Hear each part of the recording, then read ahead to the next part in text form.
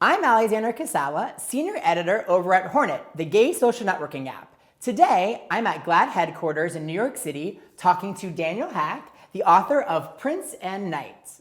How are you? Doing great. It's good to be back in New York. I haven't been here in a few months, so just enjoying the city right now. Awesome. So before we talk about your book, I first want to talk to you about possibly the narratives that inspired you as a child. What was like one of the first narratives, queer or otherwise, that really inspired you? Yeah, I mean, there weren't a lot of queer narratives at all when I was a child. I gravitated towards superheroes. I loved Teenage Mutant Ninja Turtles and Batman.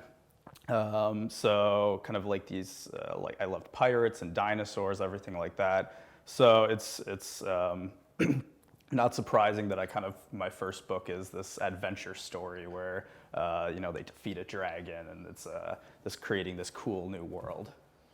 And maybe later on, like, was there any representation of queer life that inspired you as you got older?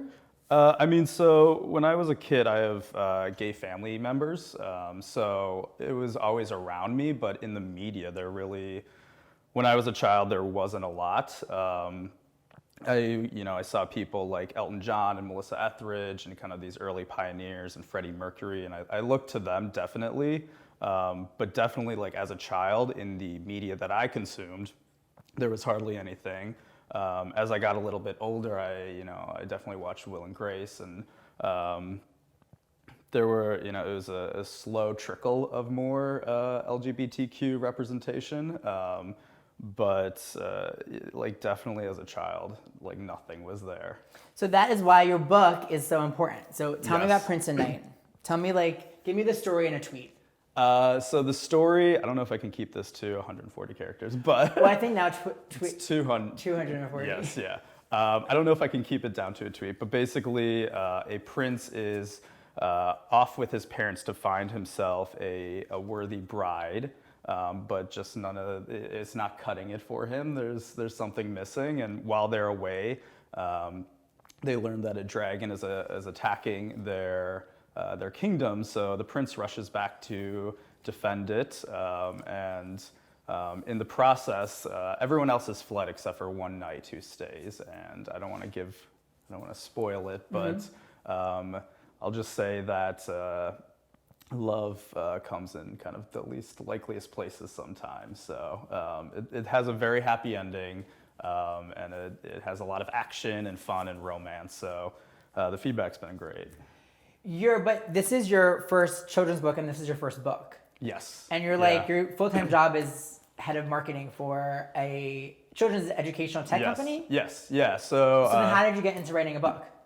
Well, I mean, my company, Storybots, we offer a collection of educational books, videos, games. So I was really in that space already. But kind of my work in the children's educational technology space kind of came after the initial thoughts of writing this story. It was really just me playing in my head thinking about how there are these two iconic kind of tropes of Prince Charming and the knight in shining armor.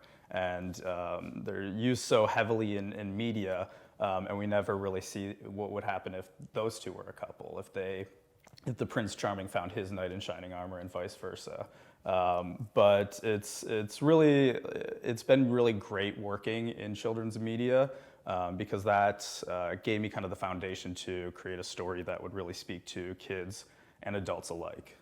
Like, what were some of the obstacles? Like, were there any obstacles like getting it published, or what was that experience like? Yeah, we had there was one editor came back and said something about so there was a book published I think in 2001 called King and King, and she said something to the effect of, well, there's already as King and King.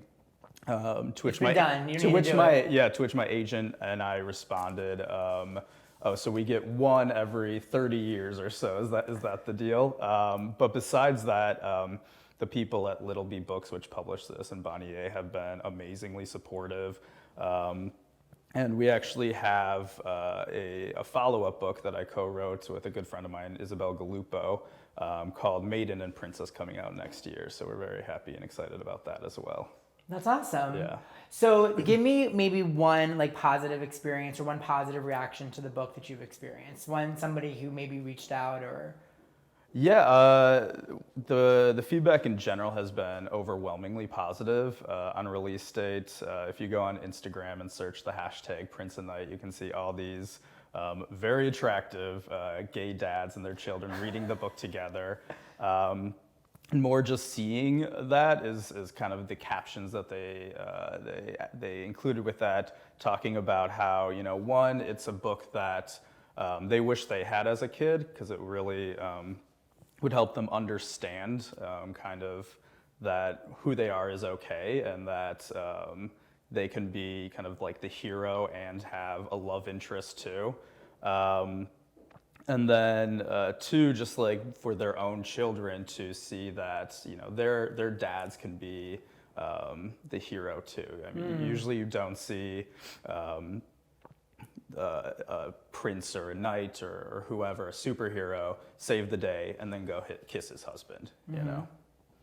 So not only is it possibly making kids feel included if they're gay, it's also making kids feel like their families are more inclusive because they're seeing their dads projected in the media. Yeah, absolutely. And one thing that I always say is that it's just as important for the kids who may be LGBTQ to see themselves represented, or who are part of or have family members who are LGBTQ.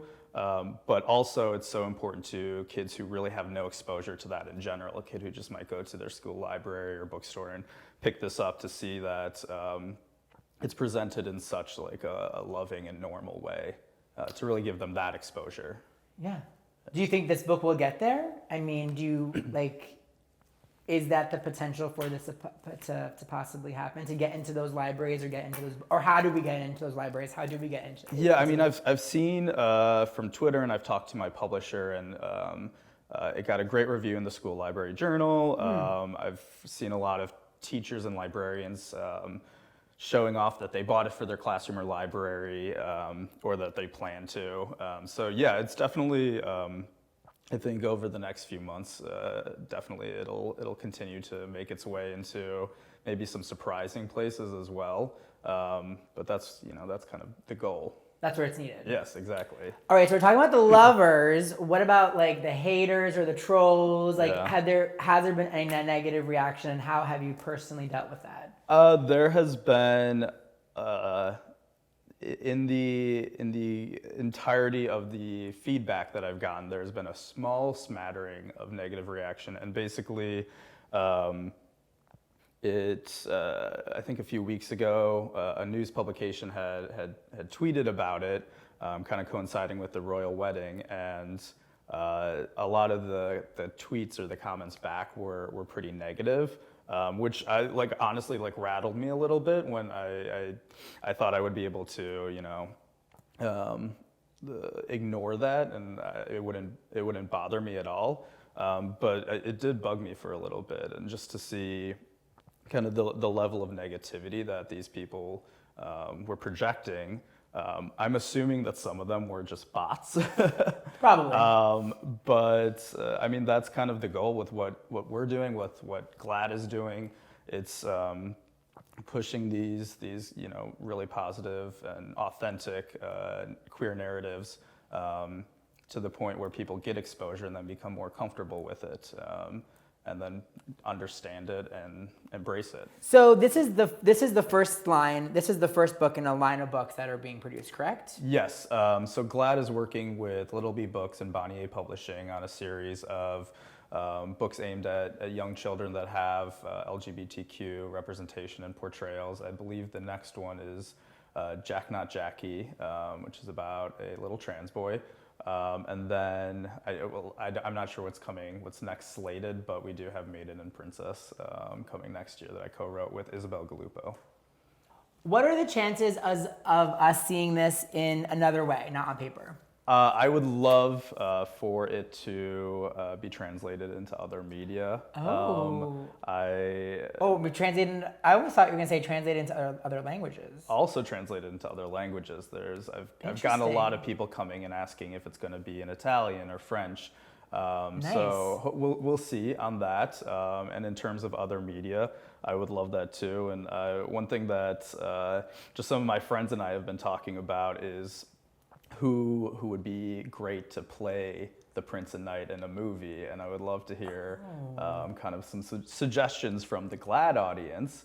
That's a good idea. I have some thoughts, but wait, let's maybe pull up like a pic of just like, can we pull up a pic of like the two of them that it won't like give away? No? There's like... At the end, yeah. Oh, that's probably going to give away the end. I think that's fine. Okay, so wait, one's blonde and one's brunette? Is that right? Okay, so here's one. Yes. And here's the other. I don't know. I mean, obviously the GLAAD audience can give their take, but I'm like maybe seeing Ryan Gosling. Oh, wow. I mean, I'm going big. Or maybe we should think more, maybe like Gus Kenworthy. Does he act? Sure, why Okay, not? yeah, it could be his first. Adam Rippon. Yeah. Well, And what's going on here? Who would he be? Who would you see as him? Well, so what I had kind of been thinking for Prince, I kind of like the idea of Keenan Lonsdale. I think from Love, Simon. Yes. I think he'd be great, and maybe Knight Ezra Miller, keeping it in the family, if you will. Yes. Yeah. Yes. Very boys in the band of us. Yes. But hey, if you, GLAAD, have any ideas about who could play Prince and Knight, comment in the comment section and let us know. Yeah. If you could say one thing to your younger self, what would you say? That's a hard one. I think as a child, I was very eager to grow up and move on and have full independence, and I would definitely want my younger self to just enjoy the moment and really take everything in. But in terms of how I grew up, and I had a really loving and supportive family.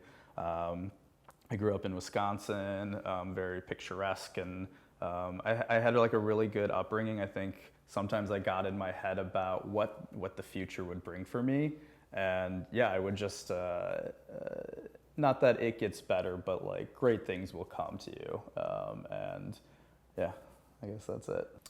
Alrighty, well, thank you so much, Daniel Haack, for joining us today. I'm Alexander Kacala, Senior Editor over at Hornet.